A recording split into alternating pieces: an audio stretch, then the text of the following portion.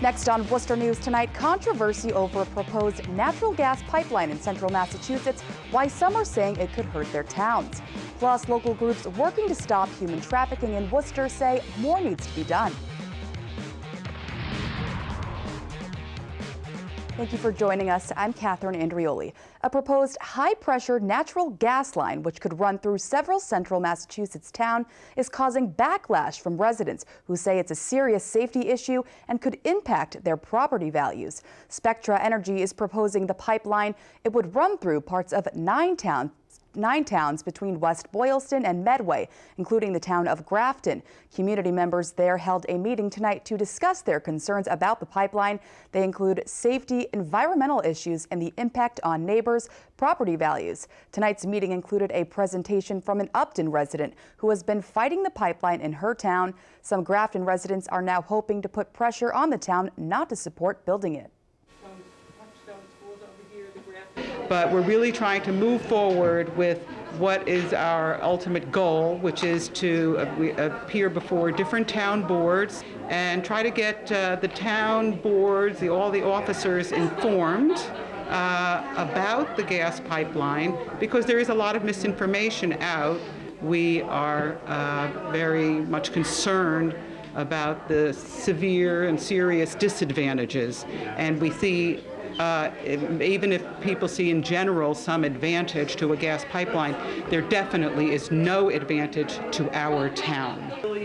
And there were no representatives from Spectra Energy at the meeting while our camera crew was present. Residents have started a Facebook page called No Gas Pipeline in Grafton.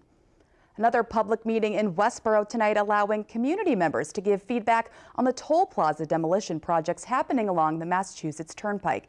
MassDOT held an open informational session where people were able to comment on their experience driving through electronic tolls. Many at the meeting saying the toll demolition has eased up congestion during the commute. Electronic tolling officially took effect in Massachusetts back in October, and crews are continuing to complete construction project on the Mass Pike through 2017. 4 dozen people gained citizenship today during a naturalization ceremony at the Worcester Art Museum. A U.S. district judge administered the oath of allegiance to the citizens in front of a large crowd of family and friends. Our Rosalind Flaherty has the story. Evander Samuel says he could barely sleep last night knowing Wednesday was going to be one of the most important days of his life. It's been a long time coming. Samuels grew up in Jamaica. He says he always wanted to become a United States citizen, a dream he and 47 central Massachusetts residents realized during a naturalization ceremony at the Worcester Art Museum. Words can't explain it. It's just like super delighted right now. Samuels came to America in 2011 where he met his wife Jennifer, who is from Ireland.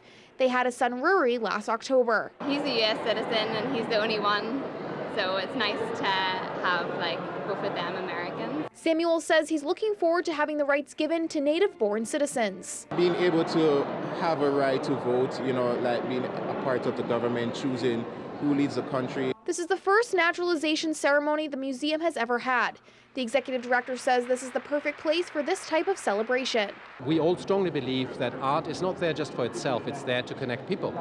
And what you experienced here was a very high level of connection, to connect with the country. Juan Baena came to the U.S. from Colombia 17 years ago to get a graduate degree at Clark University. He landed an internship at a company where he still works today. It was always on my mind to hopefully get to this place, and very glad it took place today. Baena says he's very excited to be able to use his voice and to now say he's an American. I'm sure that I can, add a little bit more if people ask, where you're from. I couldn't be more proud just to say I'm American, and I have a little bit of Colombian as well. Rosalind Flaherty, Worcester News Tonight.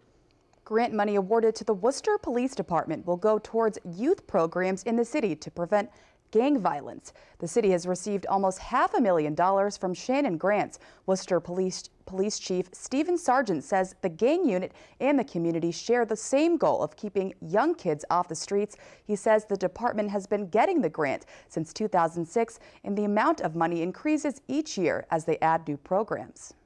Gang resistance programs within our 6th grade classes. We go to every 6th grade class and speak to the kids on gang resistance and violence resistance. A lot of communities are always trying to compete for these funds, and we did a great job. And like I said, I'd like to thank the governor and Secretary Bennett for including us in this program.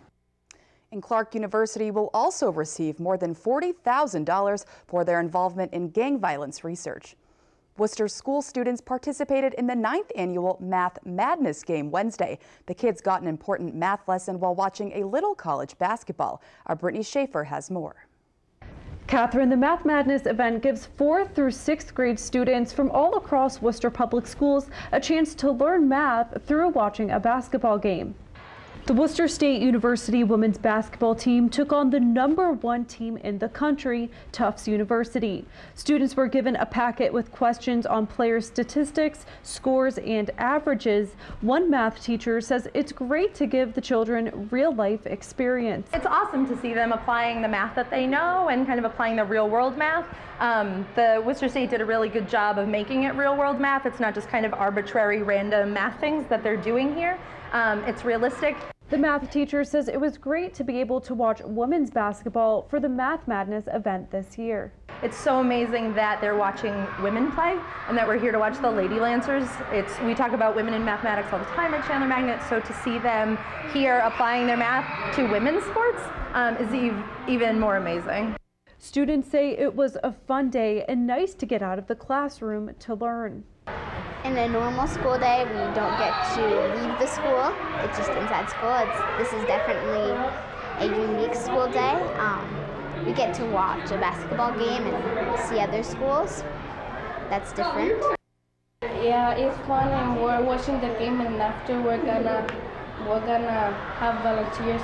Now, Worcester State did end up losing the game to the #1 team in the country, Tufts. The score was 73-46. Catherine? Thank you, Brittany.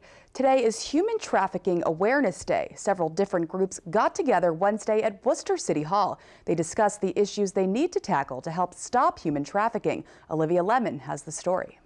I got involved in the fight to end human trafficking and raise awareness for it because of my personal victimization. Nicole Bell is a survivor of human trafficking. Now she is trying to help other victims who have been exploited. We need to hold high-profile buyers accountable, right, and get them out of our community, because if there's no buyers, there's no business. January 11th is Human Trafficking Awareness Day. Wednesday, the Central Massachusetts Coalition to End Human Trafficking helped lead a discussion on how to stop the problem. We need to take action. We need to get the elected officials on board, and we need to roll this up to our government. Robin Curry is the director of the coalition. She says laws need to be changed at the state level so it's the buyers and sellers who get convicted instead of the victims. Once these women are arrested and then convicted of a crime, which they did not commit, now they're either sex offenders or they are unemployable. The way to really help this issue is to decriminalize the being sold and criminalize the selling and the buying. In Worcester, the police department has been working to reduce crime and quality of life issues like prostitution. Things are changing in Worcester, and I want to commend the police for their good work on that. They are starting to address the demand. Last October, more than 20 arrests were made in a week-long prostitution sting. Meanwhile, Bell says trafficking is still happening all over, and the need is greater than ever to end the trafficking problem. Olivia Lemon, Worcester News.